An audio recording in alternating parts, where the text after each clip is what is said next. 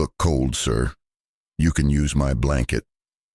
Those were the quiet, unassuming words that would change two lives forever. On a bitter winter night in the heart of London, the streets lay cloaked in silence, broken only by the rustle of wind through rubbish bins and the hum of distant buses. Beside an abandoned petrol station, Benedict Hale stood motionless under the flickering glow of a lamp-post. Dressed in an expensive coat and leather gloves, he looked like any other businessman lost in thought. But inside, he was a hollow man. At just 39, Benedict was the powerful CEO behind the Windsor Hotel Group, a luxury empire he had built out of ambition and pain.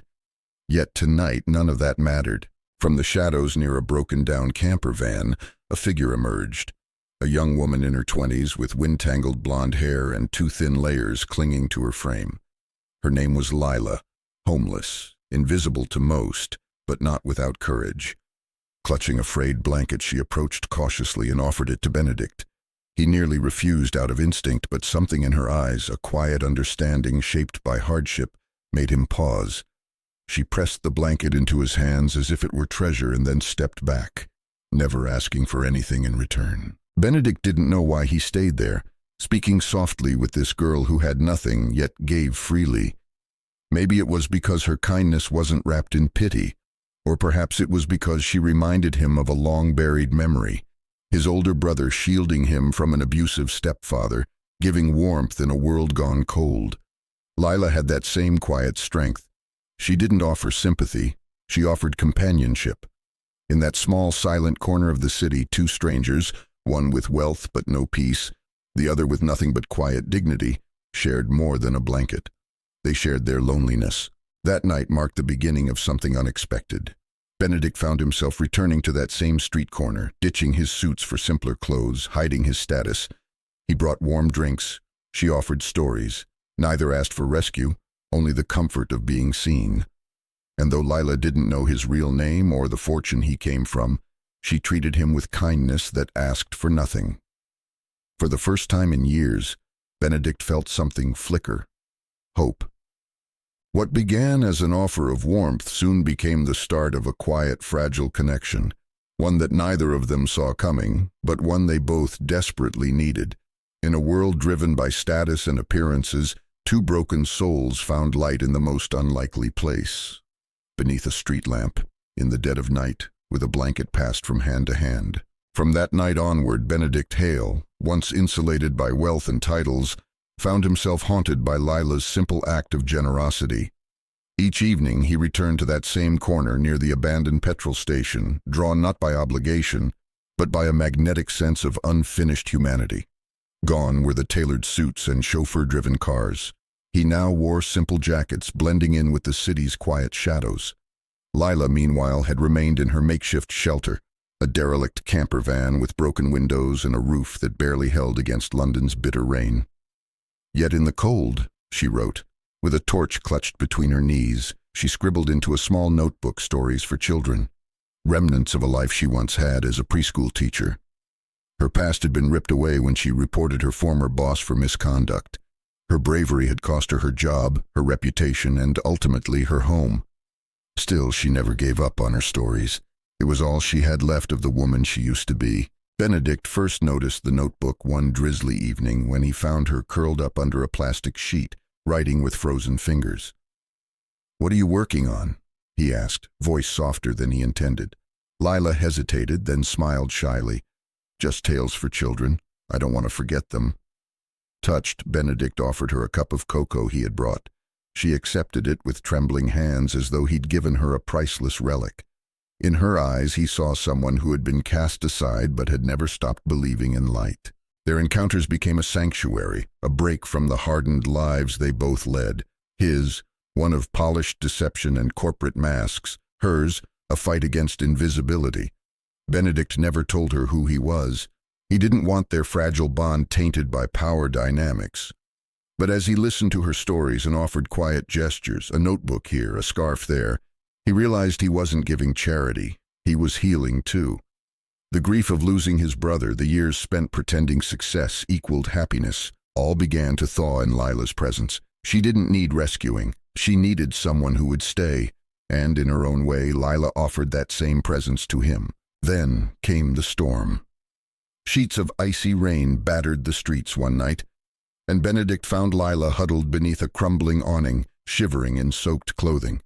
Just as a car sped round the corner, threatening to flood her in a wave of dirty water, he instinctively lunged, pulling her to safety.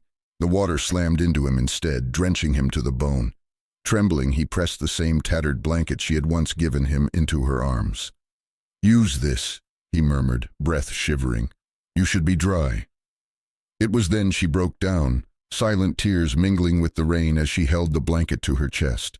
They found shelter under a wider canopy, and for the first time Lila asked, "If you knew I lived here, if you really knew, would you still come back?" Her voice was fragile, yet laced with a survivor's defiance. Benedict didn't hesitate. "Yes. You're the first person who made me feel seen without having to prove anything." Her lips trembled. In that moment, he wasn't the CEO of anything. He was simply Benedict, the man who had longed for warmth and found it in a girl who had nothing but her blanket and stories. What they didn't say in words began to echo louder than anything spoken. Benedict knew then that his life of boardrooms and cold hotel lobbies meant little if it couldn't hold space for someone like Lila. She, in turn, began to feel something she had forgotten. Hope. Not the naive kind, but the kind that comes when someone shows up, again and again, and never asks for anything in return. One act of kindness, an old blanket passed from a girl with nothing, became the thread that stitched their fractured souls. They had come from different worlds, but in their shared silences and small comforts, they discovered something neither expected: belonging.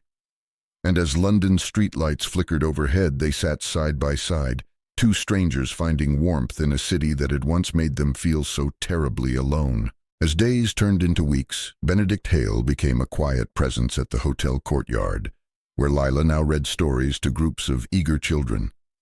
The woman who had once shivered under a broken street lamp, offering her only blanket to a stranger, now stood confidently beneath strings of fairy lights, her voice painting tales of kindness and courage across the air.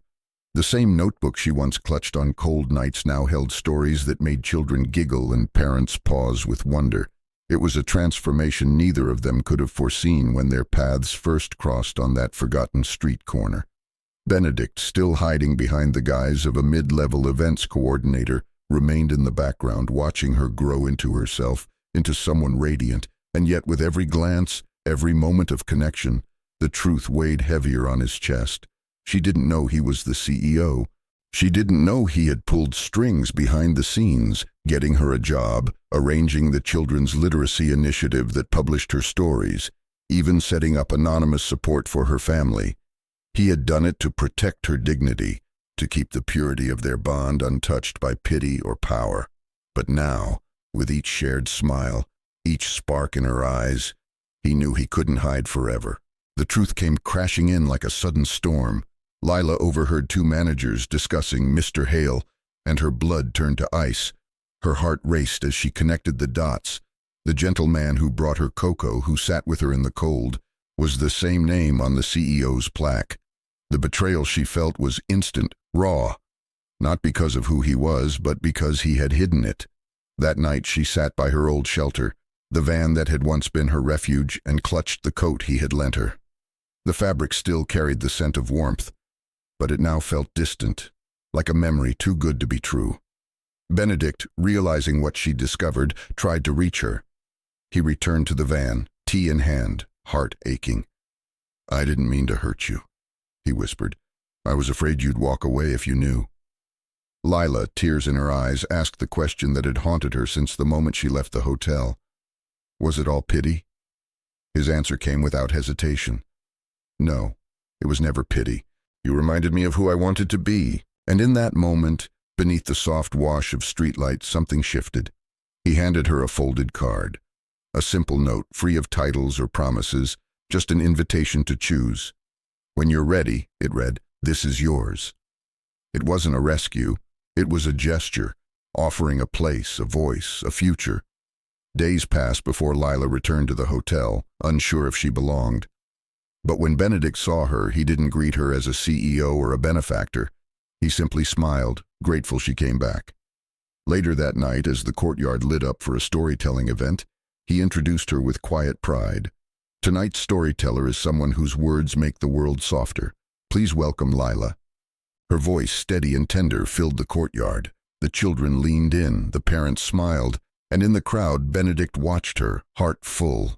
Partway through the evening, she flipped to the back of the program and noticed something. Her published stories had been sponsored by the very literacy group he had quietly set up. Tears shimmered in her eyes. He had seen her even when she couldn't see herself. That night, under the same street lamp where it all began, she looked at Benedict not as a CEO, not as a stranger, but as the man who never asked her to be anything but herself. And for the first time, she didn't feel invisible. She felt chosen. Lila stood frozen in the marble corridor of Pinnacle Hotel's executive floor, her heart pounding in her chest like a war drum. The image before her, the polished plaque engraved with Benedict Hale, Chief Executive Officer, reflected back not only the name she had just discovered, but also a truth that shattered her. For weeks, she had poured her heart into children's storytelling evenings, believing she had been seen and valued for who she truly was, not for the blanket she once gave, nor the cocoa she once received.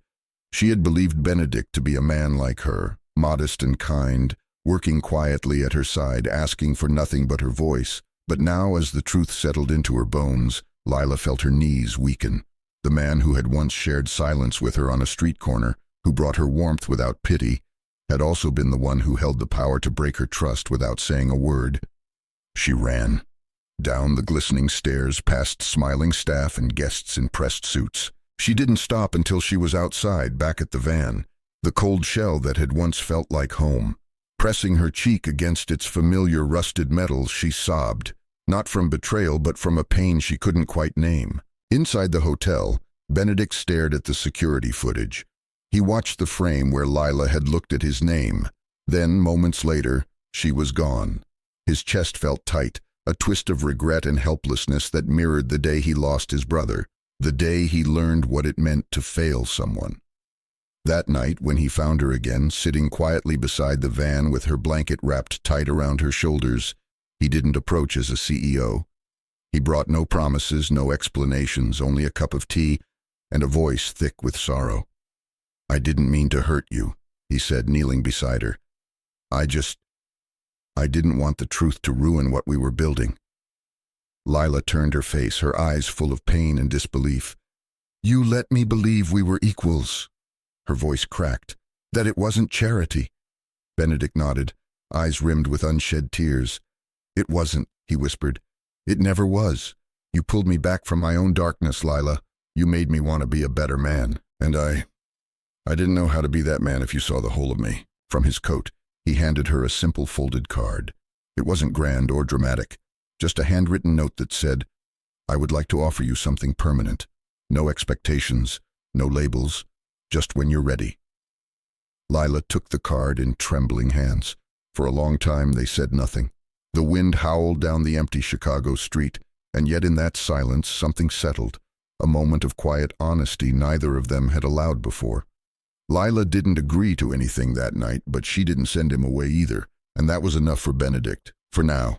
In the days that followed, Lila stayed away, not out of anger, but because she needed space to remember who she was without him. Whether the girl who offered the blanket still had a place in the story he now offered her. Meanwhile, Benedict remained distant, not calling or chasing her, respecting the boundaries she had drawn. But he acted in other ways, quietly. Behind the scenes, he set up a storytelling scholarship in her name through a children's literacy nonprofit. He arranged anonymous support for her aging parents, easing burdens they never spoke of. He asked for nothing, no return, no forgiveness, just a hope that someday she'd know she was never invisible to him. When Lila finally returned, soft-footed and unsure, the hotel glowed with lights. She walked past the lobby, catching sight of Benedict in a simple suit, standing beside the reception, watching her with quiet longing. She didn't run. She didn't smile. But she whispered, "I don't know if I belong here anymore." And Benedict, steady as ever, replied, "You belong more than anyone I know." Later that evening, at the storytelling event beneath strings of fairy lights, Benedict introduced her with a voice full of reverence. Tonight's storyteller is someone who reminds us that kindness matters, that stories matter, that we all matter. Lila stepped onto the stage, her golden hair catching the light, her voice unwavering. And in that moment, she wasn't a girl with a past. She was a woman with purpose. And Benedict in the crowd felt the truth. He hadn't saved her. She had saved him. Lila sat quietly under the faint glow of a streetlight, her blanket pulled tight around her shoulders, fingers clutching the worn notebook Benedict had once given her. A week had passed since she had learned the truth about him. The man she thought was simply a kind stranger with gentle eyes was, in fact, Benedict Hale, the powerful CEO of Pinnacle Hotels. That revelation had felt like a blade cutting through her chest. She had spent nights replaying every moment they shared, the steaming cocoa he placed in her cold hands, the quiet talks under the awning during the storm, the soft way he had said her name as though it was something precious. Were those moments genuine, or had she been nothing more than a fragile, fleeting charity case in the eyes of a wealthy man? These thoughts gnawed at her as she sat in the cold. But every time she tried to bury the memories, the warmth of his voice and the way he looked at her would rise again, softening the sharp edges of her doubt. When Benedict approached her that night, dressed not in a sharp suit but in a simple coat, his presence broke through the layers of distance she had built. He did not come with explanations or apologies rehearsed for a corporate audience. Instead, he knelt before her, his breath visible in the winter air, and held out a folded book. "This is for you," he said quietly. "Your stories deserve to be read, Lila.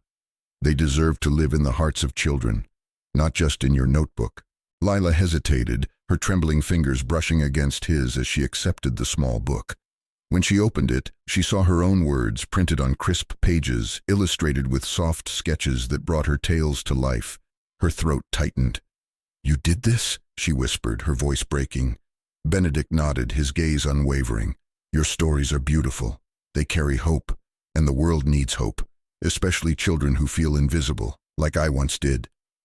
Tears burned at the corners of her eyes, not just because he had believed in her talent, but because, for the first time in years, someone had looked at her and seen more than a girl with nowhere to go. "I didn't do this to fix you," Benedict continued gently, sensing her hesitation. "I did it because you fixed something in me. The night you gave me that blanket, you reminded me of something I had lost. That love and kindness aren't bought with titles or money. They are given freely, like you gave to me." For the first time since she had discovered his secret, Lila's defenses began to waver. She saw him then, not as a CEO, but as the man who stood in the rain, soaked and shivering, yet still wrapped his jacket around her shoulders. The man who had listened when she told him about losing her teaching job, who had never judged her for the shadows of her past. Her voice was barely a whisper as she said, "I just don't want to be someone you feel sorry for. I don't need saving, Benedict." He stepped closer, his expression soft but determined. "You're not someone I pity. You're someone I admire. And I don't want to save you. I want to walk with you, wherever you choose to go." They sat together on the curb, the silence stretching between them, no longer heavy but quietly healing.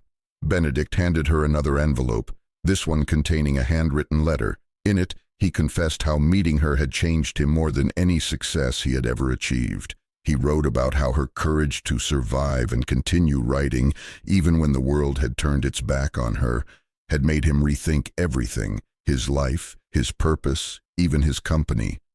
"I don't care about being your CEO," the letter read. "I care about being the man who doesn't walk away when things get hard." Lila's hands trembled as she read, each word sinking deeper than she expected. For years, she had built walls around her heart, but now cracks were forming, letting in a light she hadn't felt since before her world had crumbled. That evening, for the first time, she let Benedict walk her back to the hotel. They didn't speak much. There was no need. His presence alone was enough to warm the cold Chicago air around her. As they reached the hotel courtyard, strings of fairy lights cast a golden glow over the empty chairs and cushions from the last children's storytelling session. Benedict paused, turning to her. "Would you read for them again?" he asked softly, nodding toward the stage. "You bring life into this place in a way no one else can." Lila looked at him, her lips parting as though to argue, but then she saw the sincerity in his eyes. For the first time she realized she wanted to say yes, not for him, but for herself. "I'll try," she whispered, clutching her notebook to her chest. And in that quiet moment she understood that while their paths had begun in the cold, they were now heading somewhere warmer, together. The days that followed were quiet, but something had changed. Lila had begun to show up not just in body, but in spirit. She stepped into the hotel courtyard with a quiet determination, her golden hair now pinned back neatly, a fresh notebook always close at hand. As Pinnacle's storytelling coordinator, she wore her role with subtle pride. But it wasn't the job title that lit her from within, it was the children. She read to them as if each word could stitch together the broken parts of their day, and in doing so she stitched herself together too. Benedict watched her from the sidelines, letting her shine. He had resisted interfering with her growth, knowing her strength was born from resilience, not rescue. But every time she glanced his way and smiled, it felt like an unspoken reassurance that she hadn't closed the door on them. One afternoon, while she arranged firefly jars and story cushions, he approached quietly with a small envelope in his hand. "For you," he said simply. Inside was a letterhead from a children's literacy foundation. They were launching a new program, Golden Tales, inspired by Lila's stories and named in her honor. Her eyes widened as she read the description. Her stories would now travel far beyond the courtyard, to hospitals, shelters, and libraries across the country. She looked up, eyes glassy. "You did this?" He shook his head gently. "No, Lila. You did this. I just helped others see what I saw all along." Later that night, as the courtyard emptied and fairy lights flickered in the warm breeze, Lila found herself sitting beside Benedict on the stone bench near the stage. The silence was comfortable now, no longer filled with fear or hesitation. "You know," she said quietly, "every time I tell one of those stories, I feel like I'm speaking to the girl I used to be, the one who was scared, lost, invisible. I want her to know she was always worthy, even when the world told her otherwise." Benedict nodded, his fingers threading together, nervous.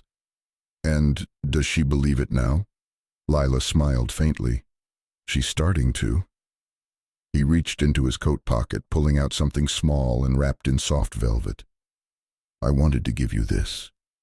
Not because it's expensive, but because it belonged to someone who once reminded me that kindness matters more than pride." She opened the pouch to find a silver locket, old but polished. Inside was a photo of Benedict's older brother, the one who had protected him as a child. On the other side, a tiny folded note. "To those who keep others warm, even when they're cold themselves." Lila's hand flew to her mouth. This is your brother?"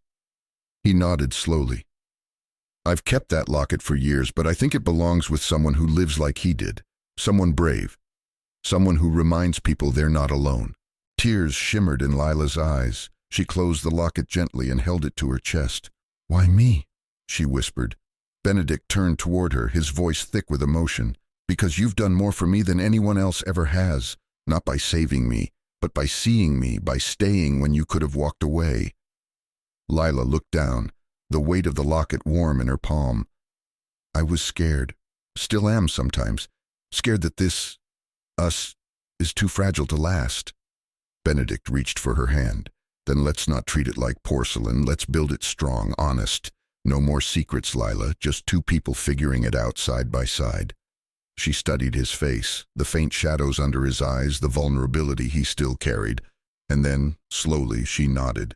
"All right, side by side." The next morning, as the hotel buzzed with early guests and quiet music drifted through the lobby, Lila stood at the reception desk, the locket around her neck and a new purpose in her step. She had asked Benedict for a small meeting with the staff. When they gathered, managers, coordinators, receptionists, she spoke gently but firmly. "This place, it gave me more than a job. It gave me a reason to believe in myself again. I want us to create that space for others too, not just for guests, for each other." Her words were met with applause, but more than that, with nods of understanding. Later, Benedict approached her, slipping a hand into hers. You didn't just reclaim your place, Lila. You redefined it. And in that moment, beneath the towering glass of the hotel that once symbolized distance and division, two souls stood united, not in perfection but in purpose. Lila, once invisible, was now a light that warmed everyone she touched. And Benedict, once buried in cold success, was learning, through her, that true legacy isn't built in boardrooms, but in kindness shared in quiet corners. The truth had crept into Lila's heart like winter wind, quiet, cutting, and impossible to ignore. Though she wore the locket Benedict had given her and continued to shine at the storytelling events, there was a fragility in her eyes that even the children noticed. The man who had once stood with her beneath flickering street lamps offering cocoa and shelter from the storm was also the powerful CEO of the very building she now called her second home. It wasn't the title that unsettled her. It was the secrecy, the fear that maybe she had been part of some quiet act of charity rather than a genuine connection. And yet every time she replayed their nights in the rain, the silent warmth they had shared, the gentle reverence in his gaze as she read her stories, she couldn't believe it was fake. Still, love needs more than gestures. It needs truth. It needs roots.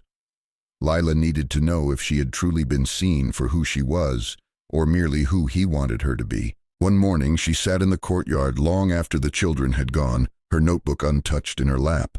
Benedict appeared quietly, as he always did, a humble man wrapped in a suit that now felt less intimidating than before. "You didn't read today," he said gently. She looked up, eyes hollow. "I didn't feel like the words belonged to me anymore." He paused, understanding more than she said. Taking a slow breath, he sat beside her. "Lila, I didn't tell you who I was because I was afraid, not of what you'd think of me, but of losing what we had. The quiet, the honesty. With you, I wasn't a CEO, I was just a man who needed someone to see him." Lila turned to him, voice cracking. "But I'm not just someone to be seen. I'm someone who's been left behind before, Benedict. I've fought to be more than the girl who sleeps by a van." Her fists clenched the edge of her notebook. "I want to believe you, I do. But I need to know that this wasn't pity, or a project, or some moment of guilt." He reached into his coat pocket and slowly withdrew a folded card, one she hadn't seen before. "It wasn't any of those things," he said, voice steady. "This is the letter I wrote the night I first stayed away. I never sent it. I couldn't." Lila took it with trembling hands, unfolding the thick paper. His handwriting was rough, like a man unused to exposing himself in ink. It read, "You gave me a reason to return to that corner, not because you needed saving, but because you reminded me that I did. I don't want to build towers anymore. I want to build warmth. With you." Tears blurred the page. "You should have told me," she whispered. "I should have," he replied, "but I didn't know how. I was the man who walked away from his brother, from people who mattered. I couldn't bear walking away from you too." For a long while, silence sat between them like a fragile bridge. Then slowly Lila placed her notebook between them, her voice soft. "If we're going to rebuild trust, let's do it in pages, one story at a time, one truth at a time." Benedict looked at the worn cover, then at the woman who had once offered him her only blanket. He nodded, a small smile rising on his lips. "Then I'll write my chapter beside yours." From that day forward, they did just that. Every morning they met with no expectations, just the promise of honesty. They spoke not just of dreams and regrets, but of fears. Lila told him of the days she went hungry and still smiled for the children. Benedict told her about the day his brother died, saving him, and how guilt had become his only companion since. And in those conversations, neither tried to fix the other. They simply stayed. Like anchors, like companions, like love. Not the sweeping, cinematic kind, but the slow, rebuilding kind. Lila began to write again, not just stories for children, but pieces of her own heart. Benedict found himself scheduling fewer meetings and more moments, and slowly the trust that had once shattered beneath the weight of secrets was rebuilt, not with promises, but with presence. Life rarely unfolds in straight lines. It meanders, doubles back, throws you into storms with no umbrella, and sometimes, if you're lucky, offers you a fragile hand in the dark. That's the enduring lesson behind Benedict and Lila's story. It wasn't just a tale of a CEO and a homeless woman. It was a story of two broken souls who, through quiet acts of grace, reminded each other what it means to be seen, valued, and loved, not for who the world says we are, but for who we truly are when the masks fall away. Lila had nothing. No roof over her head, no warm meal guaranteed, no job or safety net. And yet when she saw a stranger sitting alone on a cold street corner, she offered him her blanket. Not because she had extra, but because she saw his pain, because she knew what it meant to be cold in body and spirit. That act, so small to an outsider, was monumental. It was the first stone laid in what would become a bridge of healing between two lives that had known too much loneliness. And Benedict, a man who had built empires yet couldn't silence the ghosts of regret. He sat there and felt for the first time in years something stir, something soft, human, and real. It wasn't the grand gestures that changed his life. It was that moment of eye contact, that threadbare blanket that whispered, "You look cold, mister." So often we're conditioned to believe that love and healing must come wrapped in perfection, roses, champagne, sweeping speeches. But sometimes it comes in the form of silence shared under street lamps, a cup of hot cocoa between strangers, or the ache of being seen when we've spent our lives trying to be invisible. That's what Lila gave to Benedict, and what he eventually offered back, not rescue, but recognition. He didn't save her from the streets. She had already saved herself, first by surviving, then by creating, and finally by trusting again. What he did was give her room to breathe, to write, to dream again.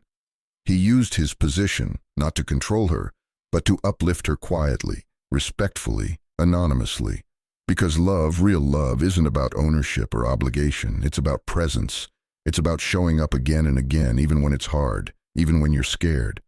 And as for Lila, her greatest triumph wasn't just finding warmth. It was rediscovering her voice. From reading stories to children in the hotel courtyard to founding the Warm Corners initiative with Benedict, she turned her pain into purpose. She transformed what once left her feeling powerless into a narrative of hope and compassion. She taught us that what the world overlooks still holds immense value, that the ones sleeping near broken vans might be dreamers, teachers, warriors of quiet strength. She didn't need a prince to rescue her. She needed someone to walk beside her, to honor her fight, and to whisper, "You matter," when the world screamed the opposite. So if you've made it this far, maybe this story touched something in you. Maybe you've been Lila, wondering if anyone sees your struggle. Or perhaps you've been Benedict, successful on the outside, but aching for something real. Wherever you are, remember this: you don't need to save the world in one go. Sometimes offering your blanket is enough. Listening without judgment is enough. Sitting beside someone in silence is enough. We all have the power to bring warmth to someone's life, not through money or status, but through simple, honest presence. If this story warmed even a small part of your heart, we invite you to share your thoughts in the comments below. What was your favorite moment? Did it remind you of someone in your life who once showed up for you unexpectedly? We'd love to hear. And if you believe in storytelling that restores faith in humanity, stories that celebrate kindness, vulnerability, and love that isn't perfect but is always true, please subscribe to Soul Stirring Stories. Let's keep lighting lamps in the dark, one tale at a time.